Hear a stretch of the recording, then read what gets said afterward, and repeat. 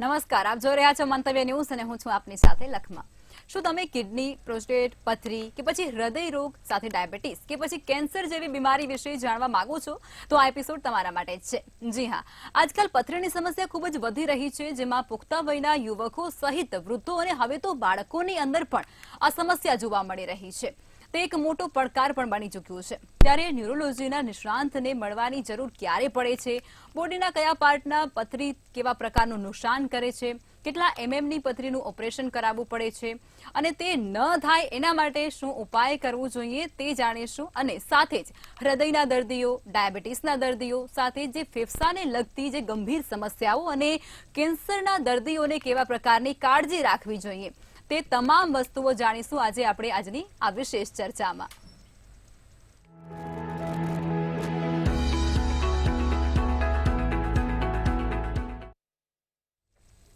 ચર્ચાની અંદર આપણી સાથે ડોક્ટર હિરેનભાઈ પંડ્યા જોડાઈ ચૂક્યા છે, જેઓ એક ફિઝિશિયન છે। સર, આપનું સ્વાગત છે મંતવ્ય ન્યૂઝમાં। પહેલા તો આપનો ટૂંકમાં પરિચય આપી દો અને ત્યારબાદ તમે જેના વિશે જણાવવાના છો તેની ટૂંકમાં એક નાનકડો સાર આપી દેજો અને ત્યારબાદ આપણે વિસ્તૃત ચર્ચાને આગળ વધારીશું। મારું નામ ડૉક્ટર હિરેન પંડ્યા છે। હું ફેમિલી ફિઝિશિયન છું, પ્રેક્ટિસિંગ ફિઝિશિયન છું। આપણે આજે ડૉક્ટર્સ ડેના દિવસે ખાસ એક આપણે ડિબેટ જે યોજાઈ રહી છે એ ડિબેટમાં એક કોમન માણસને રોજબરોજની લાઈફમાં કાં તો રોજબરોજની જિંદગીમાં શું ધ્યાન રાખવું જોઈએ, કેવી વસ્તુઓથી આપણે સાચવવું જોઈએ, જિંદગીમાં શું ફેરફારો કરવા જોઈએ જેનાથી આપણે બ્લડ પ્રેશર છે, ડાયાબિટીસ છે, હૃદયની બીમારીઓ છે, ફેફસાની બીમારીઓ છે અને ક્યારેક ક્યારેક કેન્સરની બીમારીઓમાં આપણે કાં તો એને રોકી શકીએ, કાં તો થયા પછી એને કંટ્રોલમાં રાખવાથી, કાં તો એનું ધ્યાન રાખવાથી આપણે આપણી લાઈફને વધારે સારી રીતે જીવી શકીએ, એવી બનાવી શકીએ, એવું આપણે એક ધ્યાન રાખવા માટે આગળ વધી શકીએ। એના માટે એકવાર આપણે આજે થોડીક ચર્ચા કરીશું, જેનાથી આપણને એક આછો પાતળો ખ્યાલ આવે કે આપણે આગળ જિંદગીમાં કેવી રીતે ધ્યાન રાખવું જોઈએ, જેનાથી આપણી લાઈફ અને આપણી શરીરની શારીરિક ક્ષમતા જળવાઈ રહે। બિલકુલ હિરેન સર, હવે આપ હૃદયના રોગો અને ફેફસાના જે રોગો હોય છે તેની પ્રાથમિકતા વિશે જણાવો, કેવા પ્રકારના હોય છે અને તેના પર આપણે કેવા પ્રકારના નિષ્ણાંતોને મળવું જોઈએ અને કેવા પ્રકારની ટ્રીટમેન્ટ છે તે લોકોને એમાં લેવી જોઈએ। ચોક્કસ, આપણે જોઈએ તો હૃદયની વાત કરીએ તો હૃદયના તકલીફોમાં કદાચ આપણે જોતા આવીશું કે કદાચ આ કોવિડ અને કોવિડ પછીના ટાઈમમાં હૃદય અને હૃદય રિલેટેડ તકલીફોમાં એટલીસ્ટ 4 થી 5 વર્ષમાં ખાસો બધો વધારો થયો છે। એની સાથે સાથે એટલીસ્ટ આપણા જે પશ્ચિમીકરણ જે આપણા ભારત દેશમાં થયું, આપણે કહીએ કે વેસ્ટર્નાઇઝેશન, જેમાં આપણી ડાયટ પેટર્ન એટલે આપણી ખાવાની જે પેટર્ન છે, એક્સરસાઇઝ ઓછી થઈ, આપણી શરીરનો વધારો થયો, જે બધી વસ્તુઓ હોય એમાં કેટલી બધી વસ્તુઓ એવી છે કે જે આપણે જિંદગીમાં સાચવતા રહીએ તો આપણે એમાંથી બચી શકીએ, કાં તો એ રોગ આપણને લેટ આવે અને કાં તો આવે તો એ બધા સિમ્ટમ્સ કાં તો એના રોગના લક્ષણો વિશે આપણે જાણીએ તો આપણને ખબર પડે કે આ રોગ આપણને ક્યારે આવી શકે, કેવી રીતે આવે અને રોગ આપણને થાય તો એ રોગમાં આપણે એવું શું ધ્યાન રાખી શકીએ કે જેનાથી આપણે આપણી તકલીફોને ઓછી કરી શકીએ અને સારી રીતે જિંદગી જીવી શકીએ। હવે આપણે વાત કરીએ કે હૃદયની તકલીફો, તો હૃદયની તકલીફો દરેક માણસમાં જેના ઘણા બધા કારણો હોય। એક છે આપણી લાઈફસ્ટાઈલ, જે અત્યારના પ્રમાણે આપણે જોઈએ તો આપણી લાઈફસ્ટાઈલ છે એ લાઈફસ્ટાઈલ ધીરે ધીરે બદલાતી ગઈ। પહેલાં આપણે વિચાર કરતા હતા કે લોકો સાયકલ પર ચાલતા હતા, લોકો ખેતરમાં કામ કરતા હતા, મજૂરો ખેતરમાં જઈને કામ કરતા હતા, આપણે હવે તો ઘરથી બહાર નીકળવાનું હોય તો બી ગાડી કે 2 વ્હીલર સિવાય નીકળવાનું થાય નહીં। એટલે આપણી જે શારીરિક કાં તો ફિઝિકલ એક્ટિવિટી કહીએ એ પ્રેક્ટિકલી નીલ થતી જાય છે કે જે આપણા શરીર માટે ખૂબ જ જરૂરી છે। આપણે ગમે ત્યારે જોઈએ તો આપણી શરીરની જે એક્ટિવિટી છે એ એક્ટિવિટી ધીરે ધીરે કરતી આપણા દરેક જનરેશન વાઇઝ જેમ આગળ જઈએ એમ આપણી શરીરની એક્ટિવિટી ઓછી થતી ગઈ। બીજું, આપણે જે આદતો કહીએ, ધારો કે સ્મોકિંગ એટલે આપણે તમાકુ છે કરીએ કે તમાકુ મોઢાથી લઈએ, કાં તો તમાકુ સ્મોક કરીએ, કાં તો સિગરેટ પીએ, એની સાથે સાથે દારૂ છે, એ બધી વસ્તુઓની જે લત છે એ બી આપણા શરીરને હૃદયની, બ્લડ પ્રેશરની અને કેન્સર અને ફેફસાની બીમારીઓમાં બહુ મોટું કામ કરતી હોય છે. એટલે આપણે આપણી આદતો જે લાઈફસ્ટાઈલ હોય એ લાઈફસ્ટાઈલમાં લાઈફસ્ટાઈલ મોડિફિકેશન કરતા રહેવું પડે, કે લાઈફસ્ટાઈલ આપણી એ પ્રમાણે ચેન્જ કરતા રહીએ. જેમાં દારૂ છે, તમાકુ છે, જે તમાકુ કોઈ પણ સ્વરૂપે આપણે લેતા હોઈએ, કોઈ પણ સ્વરૂપે, ધારો કે આપણે કોઈક તમાકુ ખાતું હોય, કોઈક તમાકુની સિગરેટ પીવે, કોઈક બીડી પીવે, તો એ દરેક વસ્તુઓ આપણા શરીરને એક યા બીજી રીતે નુકસાન કરતી રહે છે. એટલે ઓલવેઝ આપણે એ ધ્યાન રાખવું પડે. ત્રીજી વસ્તુઓ, આપણે જેમ જેમ આગળ વધતા ગયા એમ આપણી લાઈફસ્ટાઈલમાં સ્ટ્રેસ, જે આપણે કહીએ એ સ્ટ્રેસનું પ્રમાણ ખૂબ જ વધારે રહ્યું છે. દરેક માણસને આપણે પહેલાં આપણી જરૂરિયાતો જિંદગીમાં દરેક માણસની બહુ જ ઓછી હતી, એટલે ઓછી જરૂરિયાતોને લીધે એમની રિક્વાયરમેન્ટ ઓછી હતી, એટલે એમના જિંદગીમાં સ્ટ્રેસ બહુ ઓછા હતા. જેના કરતાં અત્યારના માણસની જિંદગીમાં સ્ટ્રેસ બહુ જ વધી ગયા છે. એ સ્ટ્રેસ છે એ બી લોકોની જિંદગીને વધારે, બીપી છે, ડાયાબિટીસ છે, હૃદયની તકલીફો છે, એ બધામાં યુઝ્યુઅલી અમારી ભાષામાં કહીએ તો ટાઈપ એ પર્સનાલિટી થઈ. હવે જ્યારે ટાઈપ એ પર્સનાલિટી થાય, ત્યારે આપણી પર્સનાલિટીમાં ચેન્જીસ આવે, સ્ટ્રેસ વધે, આપણો વર્કલોડ વધે, ત્યારે આપણને આ હૃદયની, બીપીની ને એ બધી તકલીફો પડવાના ચાન્સ સૌથી વધારે રહે. એવા સંજોગોમાં આપણે પહેલાં તો આ રોગ ન થાય એના માટે આપણે લાઈફસ્ટાઈલ ચેન્જ કરીએ. આપણી ડાયટ છે. બીજી જે વસ્તુ સૌથી ખરાબ હવેની જનરેશનની જે થઈ છે એ આપણી ડાયટ પેટર્ન. પહેલાના જમાનામાં આપણે જોતા હોઈએ કે લોકોનું ખાવાનું જે હતું એ ખાવાનું એકદમ શુદ્ધ અને સાત્વિક અને ઘરનું બનેલું ખાવાનું હતું. અત્યારે કોઈ પણ ઘરે જુઓ તો ઘરના કરતાં ઘરની બહારનું ખાવાની સિસ્ટમ, કાં તો ઘરની બહારનું ખાવાની એક પેટર્ન ધીરે ધીરે વધતી ગઈ છે ને એના લીધે જંક ફૂડ આપણે જે કહીએ, ચીઝ છે, માખણ છે, ઘી છે, તળેલી વસ્તુઓ છે, ચાઇનીઝ છે, પંજાબી છે, જે વસ્તુઓ આપણા શરીર માટે ઓલવેઝ એ આપણા શરીરમાં ચરબી અને ચરબીવાળી વસ્તુઓ વધારી શકે અને જેના લીધે આપણને બ્લડ પ્રેશર, ડાયાબિટીસ અને બીજી બધી તકલીફો થવાની શક્યતાઓ સૌથી વધારે રહે છે. એટલે પહેલાં જ્યારે પણ આપણે જોઈએ ત્યારે બીપી હોય, ડાયાબિટીસ હોય, હૃદયની તકલીફોમાં આપણે આ બધી વસ્તુઓ ઓછી કરીએ, રેગ્યુલર એક્સરસાઇઝ કરતા રહીએ. આપણે જાણીએ કે ભાઈ દિવસના 15 થી 30 મિનિટ સુધી કાં તો વોક કરીએ, કાં તો થોડું દોડીએ, કાં તો એક્સરસાઇઝ કરીએ, કાં તો જીમમાં એટલીસ્ટ વીકલી 2-3 કલાક જેટલી એક્સરસાઇઝ થાય એટલી ટોટલ એક્સરસાઇઝ બી આપણે કરતા રહીએ તો આપણા શરીરમાં એ એક્સરસાઇઝ છે આપણને હૃદયની તકલીફો અને બીપી, ડાયાબિટીસ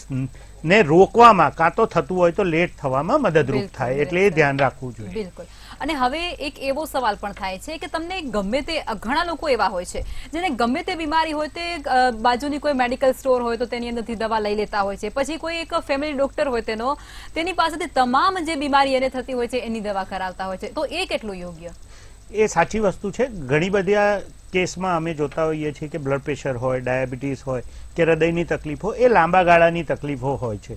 એમાં 2-3 જે પ્રોબ્લેમ્સ પેશન્ટોના તરફથી આવતા હોય છે કે પેશન્ટોને જેમાં તકલીફ પડતી હોય છે કે એક રેગ્યુલર એમને પેશન્ટને જે બી દવાઓ લેવાની હોય એ રેગ્યુલર પેશન્ટો દવાઓ લેતા રહે. એક બીજી જે બહુ સૌથી ખાસ વસ્તુ એ છે કે જે બી દવાઓ લેવાની હોય પેશન્ટને એ દવાઓ રેગ્યુલરલી પેશન્ટ લેતું રહે. એક અને લેવાની સાથે સાથે રેગ્યુલર ફોલોઅપ. ઘણીવાર એવું થાય કે અમારે એવા બી પેશન્ટ આવે કે ભાઈ દવા ચાલુ કરી હતી 3-1 વર્ષ પહેલાં, તમને બતાવી ગયા હતા, દવા તમારી ચાલુ કરી હતી અને પછી એ દવાઓ ચાલુ જ છે, તમે લખી આપી હતી એ દવાઓ ચાલુ જ છે, પણ સાથે સાથે દવાઓ ચાલુ રાખવી, દવાઓ સાથે સાથે એનું રેગ્યુલર ફોલોઅપ કરતા રહેવું, એટલે રેગ્યુલર ડૉક્ટરને બતાવતા રહેવું અને બતાવવાની સાથે સાથે એના રેગ્યુલર રિપોર્ટ કરતા રહેવું અને રિપોર્ટ કરીને એ રોગ કંટ્રોલમાં એટલે કાબૂમાં છે કે નહીં એના માટે બી જો ધ્યાન રાખતા રહીએ તો જ એ રોગ ઉપર આપણને કંટ્રોલ સારો મળે. એક અને રોગના જે ક્રોનિક કોમ્પ્લિકેશન એટલે લાંબા ગાળાની આપણને જે તકલીફો કહેવાય રોગ રિલેટેડ, કે બીપી હોય, ડાયાબિટીસ હોય કે હૃદય રિલેટેડ જે તકલીફો આપણને લાંબે ગાળે પડવાની હોય એ લાંબા ગાળાના, અમારી ભાષામાં એને લોંગ ટર્મ કોમ્પ્લિકેશન્સ કહેવાય, એ લોંગ ટર્મ કોમ્પ્લિકેશન્સ આપણે ઓછા કરી શકીએ અને જેના લીધે લોકોને તકલીફ ઓછી પડે. એટલે રેગ્યુલર ફોલોઅપ અને રેગ્યુલર ઇન્વેસ્ટિગેશન કરી અને રેગ્યુલર તપાસ કરી અને રેગ્યુલર દવા લેવી એ ખૂબ જરૂરી છે. યુઝ્યુઅલી મેડિકલ સ્ટોરથી ડાયરેક્ટ દવાઓ લેવાથી ક્યારેક આપણે આપણા શરીરમાં નુકસાન કરીએ છીએ, જેનું પણ આપણે ધ્યાન રાખતા રહેવું જોઈએ. બિલકુલ ચોક્કસથી. અને હવે આપણા સમાજની અંદર અને સર્વત્ર જે કેન્સર છે ને એ તો ઉભરાણો હોય એવું લાગી રહ્યું છે. અનેક જગ્યાઓ પર કેન્સર થવાના સિલસિલા યથાવત જોવા મળ્યા છે અને ઘણા એવા કેસો સામે આવતા હોય છે. તો કેન્સર થઈ ગયા પછી શું કરવું અને ન થાય એના માટે શું કરવું? જેમ મેં તમને વાત કરી કે બીપી, ડાયાબિટીસ, હૃદયની તકલીફ હોય એવું કેન્સર માટે બી આપણી જે લાઈફસ્ટાઈલ છે, આપણે દરેક જગ્યાએ આપણે સિમ્પલ વાત કરીએ કે આપણે પાણી પીએ, પ્લાસ્ટિકની બોટલ, પ્લાસ્ટિકના ડિસ્પોઝિબલ્સ, કદાચ આપણે અત્યારે જોતા હોઈશું કે કોર્પોરેશન અને સરકાર ખાસી એવી મુહિમ ચલાવે છે કે આપણે કોઈ ડિસ્પોઝિબલ વસ્તુઓ, પ્લાસ્ટિક વસ્તુઓ છે એમાં પાણી ના પીવું જોઈએ, પ્લાસ્ટિક વસ્તુઓમાં વધુ મૂકી રાખેલી હોય એવી વસ્તુઓ ખાવી ના જોઈએ. એ સિવાય આપણી જે આદતો છે, જેવી મેં બીપી, ડાયાબિટીસમાં વાત કરી એમ કેન્સર માટે બી તમાકુ છે, આલ્કોહોલ છે, એ બધી વસ્તુઓ આપણા શરીરમાં કેન્સર માટે બહુ જ કામ કરે. બીજું, જે આપણે એક્સ્ટ્રા સનલાઇટમાં રહીએ ત્યારે ઓલવેઝ આપણે સનસ્ક્રીન લોશન બી વધારે લગાવવું પડે. હા, લિમિટમાં આપણી જોડે સનનું એક્સપોઝર હોય કાં તો સનરેઝનું એક્સપોઝર હોય તો it is good for us, પણ એક્સ્ટ્રા સન એક્સપોઝર હોય તો ઘણીવાર એ પણ આપણને કેન્સર થવા માટે નુકસાન પહોંચાડી શકે છે. તદુપરાંત આપણે કદાચ જોઈએ છે ઘણી બધી ખાવાની વસ્તુઓમાં પણ ક્યારેક ક્યારેક કેન્સરજન્ય તત્વો મળી આવતા હોય છે. એટલે આપણે જેટલો સાદો અને રેગ્યુલર ખોરાક જે મળતો હોય એ લેતા રહીએ અને બાકીની આદતોથી આપણે છૂટીએ તો ઘણીવાર કેન્સર થવામાં તકલીફો કાં તો કેન્સર ન થાય એના માટે આપણે આપણા શરીરને બચાવી શકીએ. બિલકુલ ચોક્કસથી. હવે આપણે થોડીક કિડની પર વાત કરી લઈએ. કિડનીની અંદર સ્ટોન થાય છે એટલે કે પથરી થતી હોય છે અને એ પથરી એક વખત ઓપરેશન તમે કરાવી દો છો, ફરીવાર થાય છે એટલે કે એક વખત એનો કોઈ ઈલાજ નથી એવું પણ લોકોના મનની અંદર એક વાત પ્રસરતી થઈ છે. તમે એના પર શું કહેશો કે પથરીને આપણે ઓપરેશન વગર દૂર કરી શકીએ છીએ કે પછી એ અશક્ય છે? પથરીની તકલીફો માટે વાત કરીએ તો યુઝ્યુઅલી પથરી થવાના કારણોમાં મોસ્ટ કોમન કારણ છે કે જે ભાઈ આપણું હાર્ડ વોટર હોય. એટલે શરૂઆતના સંજોગોમાં એવું હતું કે આપણે પથરાળ પાણી, કૂવાના પાણી, બોરના પાણી એ બધા પાણી પીતા હતા. એના લીધે જે હાર્ડ વોટર રહેતું હતું એના લીધે આપણે કદાચ જોઈએ તો સૌરાષ્ટ્ર બાજુ હાર્ડ વોટર વધારે હતું. તો અત્યારના સંજોગોમાં નહીં પણ પહેલા સંજોગોમાં જોઈએ તો સૌરાષ્ટ્ર સાઈડ કે કાઠિયાવાડ સાઈડ પથરીની તકલીફો ખાસી બધી વધારે પ્રમાણમાં જોવા મળતી હતી. પણ હવે ધીરે રહીને દરેક જગ્યાએ લોકો વોટર સોફ્ટનર ને બધું યુઝ કરતા જાય છે, જેનાથી વોટરનું TDS મપાયેલું રહે અને એ TDS ઓછું રહે તો જે ક્ષારવાળું પાણી આપણે ઓછું જાય તો જેમાં પથરી થવાની શક્યતાઓ ઓછી હોય છે. જો હાર્ડ વોટર હોય તો પથરી થયા કરે ને જો આપણે સોફ્ટ વોટર કરીએ જેને સોફ્ટનર દ્વારા તો પથરી થવાની શક્યતા ઓછી રહે છે. યુઝ્યુઅલી એવું હોય કે નાની નાની પથરીઓ થતી હોય એમાં ક્યારેક ક્યારેક એવું બને કે એકવાર પથરી થાય, નીકળી જાય અને ફરી પથરી શરીરમાં થયા કરે એની શક્યતાઓ ઘણા બધા દર્દીઓમાં વધારે રહેલી હોય છે. પણ હા, એવું નથી હોતું કે પથરી એકવાર આપણે કરીએ ને ઓપરેશન કર્યું ને તોડી નાખી કાં તો પથરી એકવાર નીકળી ગઈ એટલે જિંદગીમાં ફરી પથરી ન થાય. આ મેલેરિયા ટાઇફોઇડ જેવું નથી કે મેલેરિયા થયો એની દવા કરીને એ વખતે મરી ગયો, મેલેરિયા મટી ગયો પછી ફરી ન થઈ શકે. પથરીમાં એવું રહે જ છે કે ભાઈ એકવાર પથરી થઈ હોય એની દવા કરો, પૂરી દવા કરો, આપણે ઓપરેશન કરાવીએ પણ કદાચ વારે ઘડીએ પથરી થયા કરે એવી શક્યતાઓ રહેલી હોય છે. બિલકુલ ચોક્કસથી. હવે બાળકોની અંદર પણ પથરીના કેસો અત્યારે વધી રહ્યા છે. તેનું શું કારણ છે અને તેને નિરાકરણ કરવા માટે શું કરવું? કારણ કે એ તો નાનું બચ્ચું હોય છે, વારંવાર ઓપરેશન તો એ ના ખમી શકે. હા, યુઝ્યુઅલી બાળકોના પ્રમાણમાં કેસોમાં હું એઝ એ ફિઝિશિયન બહુ બાળકોના કેસમાં પથરી વિશે બહુ આપને બહુ સલાહ નહીં આપી શકું, કારણ કે યુઝ્યુઅલી એઝ એ ફિઝિશિયન અમે 18 વર્ષથી ઉપરના પેશન્ટો જ જોતા હોઈએ. એનાથી નીચેના પેશન્ટોની ટ્રીટમેન્ટ ફિઝિશિયન નહીં પીડિયાટ્રિશિયન કરતા હોય છે. પણ હા, યુઝ્યુઅલી હવેના કેસમાં અમે એવું જોયેલું છે કે હવેના કન્ડિશનમાં કે હવેના કેસમાં સિવાય કે ઘણી કન્ડિશનો એવા હોય કે જેમાં યુરિક એસિડનું પ્રમાણ વધારે બની જતું હોય ને યુરિક એસિડના ક્રિસ્ટલ ભેગા થતા હોય. ઘણા કેસમાં એવું થાય કે પથરીની તકલીફો ફેમિલિયલ ચાલતી હોય કે ફેમિલીમાં હોય એમાંથી બીજાને પથરીની તકલીફો થઈ હોય કે એ લોકોના ઘરમાં હાર્ડ વોટર આવતું હોય, વોટર સોફ્ટનર ના હોય તો એવા કેસમાં બાળકોમાં પથરીની તકલીફ થતી હોય. બાકી યુઝ્યુઅલી નાના છોકરાઓમાં પથરીની તકલીફો બહુ ઓછી આવતી હોય છે. નથી આવતી હોય એવું નથી હોતું, પણ હા, બાળકોમાં એડલ્ટમાં આપણે મોટા માણસોમાં જોઈએ એ કરતાં પથરીની તકલીફો ખાસી ઓછી જોવા મળે છે. બિલકુલ ચોક્કસથી. હવે આપણે પાછા કેન્સર પર આવી જઈશું કે કેન્સર છે તેના એંધાણ કેવા પ્રકારના હોય છે અને ક્યારે આપણને ખબર પડે છે કે ના ભાઈ હવે આપણે ડોક્ટર પાસે જવું ફરજિયાત છે, અને એના સ્ટેજ કયા કયા હોય છે, તેની ટ્રીટમેન્ટ કેવા કેવા પ્રકારની લોકો લેતા હોય છે? કેન્સર માટે યુઝ્યુઅલી કેન્સર કોઈ સ્પેસિફિક આપણને સિમ્ટમ્સ આપતું નથી. યુઝ્યુઅલી એવું થાય કે આપણને અનયુઝ્યુઅલ, અનએક્સપેક્ટેડ, આપણે એવું માનીએ કે સડનલી એકાએક આપણું વજનમાં ઘટાડો થવા માંડવો, અશક્તિ લાગવા રહેવું, થાક લાગતો રહે, શરીરમાં કોઈ બી ફેરફાર જે અચાનક આવતા હોય કે જે આપણે એક્સપેક્ટ ના કરેલા હોય એવા ફેરફાર આવ્યા કરે તો આપણે જઈ અને તપાસ કરાવવી પડે કે હા ભાઈ એ તકલીફો છે કે નહીં. હા, ને એના પછી આપણને નિદાન થઈ શકે કે કેન્સર છે કે નહીં. હવે ડિપેન્ડ કરે, ફેફસાનું કેન્સર હોય તો તમને કફ રહ્યા કરે, છાતીમાં દુખાવો રહ્યા કરે, કફ વધારે રહ્યા કરે, ક્યારેક ક્યારેક ખાંસીમાં લોહી આવતું રહે એવી તકલીફો થાય. પેટના કેન્સર હોય તો પેટની ભાગમાં સોજો આવવો, પેટમાં પાણી ભરાવવું, આવી બધી તકલીફો, પેટમાં દુખાવો થવો, આ બધી તકલીફો રહેતી રહે. ધારો કે પ્રોસ્ટેટનું કેન્સર હોય તો પેશાબ આપણને વારે ઘારે અટકતો જાય, પેશાબ અટકી જાય, પેશાબ બંધ થઈ જાય, કારણ કે પ્રોસ્ટેટની ગ્રંથિમાં તકલીફ પડે, એના લીધે પેશાબની તકલીફો થાય. એટલે આ બધી તકલીફો થાય પછી આપણે આપણા સિમ્ટમ્સ વાઇઝ જે પ્રમાણેના આપણામાં રોગના લક્ષણો આવે એ પ્રમાણે આગળ એની તપાસ કરવી પડે, અને તપાસ કર્યા પછી કાં તો બાયોપ્સી અને કાં તો બ્લડ ટેસ્ટ, એ બધું ભેગું કરી biopsy, blood test, CT scan અને પેટ સ્કેન એવા અલગ અલગ રિપોર્ટ કરી અને રિપોર્ટ પ્રમાણે આપણે નક્કી કરવું પડે કે કઈ જગ્યાનું કેન્સર છે. એકવાર જગ્યાનું કેન્સર નક્કી થાય પછી આપણે એ નક્કી કરવું પડે કે એ કેન્સર ક્યાં ક્યાં ફેલેલું છે, કારણ કે ટ્રીટમેન્ટ પેશન્ટને કેન્સરના સ્ટેજ પ્રમાણે આપણે ચાલુ કરતા હોઈએ. એટલે જે પ્રમાણે આપણે કેન્સરનું સ્ટેજ મળે એ પ્રમાણે એની આગળ ટ્રીટમેન્ટ કરવાની જરૂરિયાત પડે. જેમાં ટ્રીટમેન્ટમાં 3 ઓપ્શન્સ જનરલ હોય છે કે ભાઈ એક કીમોથેરેપી, કીમો એટલે દવાઓ, આપણે કદાચ જાણતા જ હશો તમે લોકો કે ભાઈ 21 દિવસનો કોર્સ, આપણને એક સાયકલ હોય, એ સાયકલે હોસ્પિટલ બોલાવે, ડૉક્ટર એક્ઝામિન કરી અને એનો કીમોથેરેપીનો ડોઝ આપે. ક્યારેક ક્યારેક એવું હોય કે ભાઈ ઓપરેશન થાય એવું હોય તો એટલો ભાગ કેન્સરનો હોય રિમૂવ કરે, એને સર્જિકલ એપ્રોચ કહેવાય કે યુઝ્યુઅલી એને જેટલો ભાગ કેન્સરનો થયો હોય લોકલાઇઝ, એટલે કોઈ લોકલ જગ્યાએ કેન્સર હોય તો એટલો ભાગ રિમૂવ કરીને સાથે સાથે એની કીમોથેરેપી કાં તો રેડિયોથેરેપી કરતા હોય.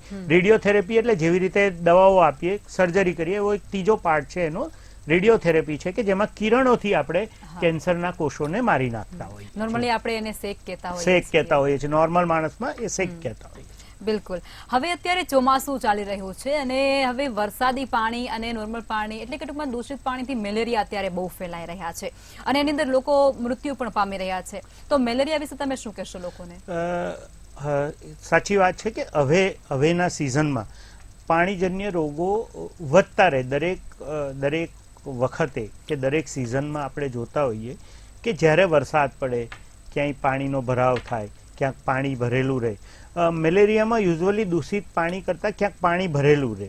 પાણી ભરેલું રહે એટલે મલેરિયાના મચ્છર ત્યાં ડેવલપ થાય, એટલે એનું બ્રીડિંગ થાય, અને એ મલેરિયાના મચ્છરનું બ્રીડિંગ થાય, એના લીધે મચ્છર પછી બીજે જઈને મચ્છરનો ડંખ વાગે, એમાંથી મલેરિયાના જીવાણુ છે એક માણસમાંથી બીજા માણસમાં જાય અને એમ કરતાં કરતાં મલેરિયા ટ્રાન્સમિટ થાય. બીજી જે તમે વાત કરી દૂષિત પાણી, એમાં જે વસ્તુ થતી હોય કે ભાઈ ગેસ્ટ્રોએન્ટરાઇટિસ થવું એટલે ઝાડા ઉલટી થવા, કોલેરા થવા, કમળો થવો, એ પાણીજન્ય રોગ છે. પીળીઓ થવો આપણે જે કહીએ છીએ સાદી ભાષામાં કમળો કે પીળીઓ, એ બધી વસ્તુઓ છે જે પાણીજન્ય રોગ કહીએ આપણે, એ પાણીજન્ય રોગ છે. ટાઇફોઇડ છે. આપણે ખાવાનામાં ઘણીવાર અત્યારના સિઝનમાં ક્યાંક ને ક્યાંક જંતુ બેસેલા હોય, માખીઓ મધમાખીઓ બેઠેલા હોય, માખી મચ્છર હોય, આપણે જ્યાં બહાર મળતો હોય ખોરાક ત્યાં આગળ ખોરાક ઢાંકેલો ના રાખેલો હોય, ચોખ્ખો ખોરાક ના મળે, કાં તો ફૂડ જે હોય બહારનું એ આપણું ગરમ કરેલું ખાવાનું ના હોય એટલે ઇન્ફેક્ટેડ હોય અને એ ફૂડ આપણે ખાવાનું થાય એટલે એ ખાવાનું થાય, કાં તો જ્યાં આગળ આપણે જમવા જઈએ ત્યાંનું પાણી માં કંઈક ઇન્ફેક્શન હોય. એટલે પાણીજન્ય રોગો આ ચોમાસાની સિઝન અને ચોમાસા પછીના જે આ 3-4 મહિના હોય એમાં આ બધી તકલીફો સૌથી વધારે પડતી હોય છે. બિલકુલ ચોક્કસથી. હવે યુવાનોમાં અત્યારે હાર્ટ એટેક બહુ વધી રહ્યો છે, તો હવે તમે ડોક્ટર દિવસના દિવસે તમે યુવકોને એવી કોઈ વિશેષ વાત રજૂ કરો તમારા મનની કે જેથી કરી અને આ હાર્ટ એટેકનો સિલસિલો છે તે ક્યાંક અટવાય અને તેનાથી બચવા માટે આ યુવાનોને શું કરવું જોઈએ? અત્યારે આપણે જોઈએ તો હાર્ટ એટેક થવા માટે મેં પહેલાં બી તમને જેમ વાત કરી એમ મેઇન ત્રણ ચાર વસ્તુઓ હોય છે કે જે પ્રિવેન્શન કે જે આપણે રોકી શકીએ એના માટેનું કારણો જે છે આપણે ઓબેસિટી ઓછી થાય એટલે લોકોનું વેટ એટલે શરીર અને વજન એ રેગ્યુલર મેન્ટેન થતું રહે. બીજી વસ્તુ ફિઝિકલ એક્ટિવિટી કહીએ. ફિઝિકલ એક્ટિવિટી એટલે કસરત. યુઝ્યુઅલી રેગ્યુલર અત્યારની યુવા પેઢીમાં જોઈએ તો એમની કસરત કરવાની કાં તો એક્સરસાઇઝ જે આપણી ભાષામાં કહીએ એક્સરસાઇઝ રેગ્યુલર થતી હોતી નથી. એટલે રેગ્યુલર એટલીસ્ટ દિવસનો અડધો કલાક એ લોકો રેગ્યુલર એક્સરસાઇઝ કરે જેનાથી શરીરની ફિઝિકલ એક્ટિવિટી સારી રહે અને ફિઝિકલ સ્ટ્રેન્થ આપણી વધારે સારી રીતે રહી શકે. ત્રીજી જે વસ્તુ છે લાઇફસ્ટાઇલ આપણી જે છે એ બેઠાડું જીવન હોય એને છોડીને કંઈક એક્ટિવ લાઇફસ્ટાઇલ અપનાવવી જોઈએ જેનાથી યુવા પેઢીમાં હૃદયની તકલીફો ઓછી થાય. ચોથી અત્યારે આપણે જોઈએ તો જૂની પેઢી કરતાં નવી પેઢીમાં જે આપણે કહીએ કે બીડી છે, તમાકુ છે, દારૂ છે, એ બધી વસ્તુઓના વ્યસનો સૌથી વધારે હોય એ છોડવા જોઈએ. આ બધી વસ્તુઓની વાત થઈ કે આપણે શું ન કરવું જોઈએ, પણ કયા સિમ્ટમ્સ હોય એટલે કયા લક્ષણો હોય કે જેનાથી આપણને ખબર પડે. એટલે એવા કોઈ પણ લક્ષણ હોય તો તાત્કાલિક એમણે ડૉક્ટરનો સંપર્ક કરવો જોઈએ. જેવા કે છાતીમાં ભાર લાગવો, છાતીમાં વજન લાગવું, એકદમ પરસેવો થયો, ડાબા હાથે દુખાવો થયો, છાતીમાં આગળના ભાગે દુખાવો થયો, છાતીમાં પાછળના ભાગે દુખાવો થયો, ક્યારેક ક્યારેક જડબામાં દુખાવો થયો, એકદમ પરસેવો થયો, ધબકારા થવા, આ બધા લક્ષણો એવું કહે છે કે આપણને ક્યાંક ને ક્યાંક કદાચ હૃદય રિલેટેડ તકલીફ હોઈ શકે. એટલે જ્યારે પણ આવા કોઈ સિમ્ટમ્સ આપણને આવે એટલે ચિહ્નો આપણને લાગે તો તાત્કાલિક એમણે ડૉક્ટરનો સંપર્ક કરવો જોઈએ અને ડૉક્ટરનો સંપર્ક કરી અને એની દવાઓ લેતા રહેવી પડે. અને દવાઓની જરૂર છે કે નહીં એ ફિઝિશિયન નક્કી કરશે, પણ એટલીસ્ટ તમને આવા કોઈ પણ ચિહ્નો દેખાય તો તાત્કાલિક તમારે ડૉક્ટરનો સંપર્ક કરવો અને સંપર્ક કરી અને આગળ તમે ટ્રીટમેન્ટ કરાવતા રહો તો આ બધી તકલીફો પડવાની શક્યતા આપણને સૌથી ઓછી રહે. બિલકુલ. હવે મારો અંતિમ અને છેલ્લો સવાલ છે તમને કે આપણે જો રોગમુક્ત રહેવું હોય છે, યુવકો હોય, નાના બાળકો હોય, વૃદ્ધો હોય, ગમે તે, એને રોગમુક્ત રહેવું હોય તો કેવા પ્રકારનો ખોરાક લેવો જોઈએ અને કેવા પ્રકારની પોતાની જે આખી રોજિંદી જીવનશૈલી છે તેને જીવવી જોઈએ? સાચી વાત કહીએ તો રોગમુક્ત રહેવા માટે મેં તમને કહ્યું એમ આપણી લાઈફસ્ટાઈલ એ પહેલો મુદ્દો છે કે જે આપણી જિંદગી રોજ જીવવાની જે આપણી સિસ્ટમ છે કે જે રીતે આપણે જીવતા હોઈએ એને આપણે ચેન્જ કરવી જોઈએ. એક હેલ્ધી ડાયટ્સ આપણે અપનાવવું જોઈએ કે જે વસ્તુઓ ઘરેથી મળતું હોય પ્રોટીન્સ લેતા રહો, હોલ ગ્રેન્સ આપણે જે સાદી ભાષામાં કહીએ એ લેતા રહીએ, શાકભાજી ગ્રીન લીફી વેજીટેબલ્સ એટલે આપણે કહીએ લીલા પાંદડાવાળા શાકભાજી કાં તો દરેક શાકભાજી કે જે શાકભાજી અને ફ્રૂટ્સ સાથે સાથે આપણે પ્રોટીન્સ સરખા પ્રમાણમાં લેતા રહેવા પડે કે જે અને બહારનો જે જંક ફૂડ છે ઓછું કરી દેવું પડે. રેગ્યુલર ઇન્ટરવલ રેગ્યુલર ઉંમરે આપણે આપણા શરીરની ધ્યાન રાખતા રહેવું પડે. રેગ્યુલર ઉંમરે આપણે હેલ્થ ચેકઅપ કાં તો બોડી ચેકઅપ જે રેગ્યુલર ઉંમરે કરાવતા રહેતા હોઈએ એ પ્રમાણે આપણે રેગ્યુલર ઉંમરે આપણે બોડી ચેકઅપ કરાવતા રહેવું પડે.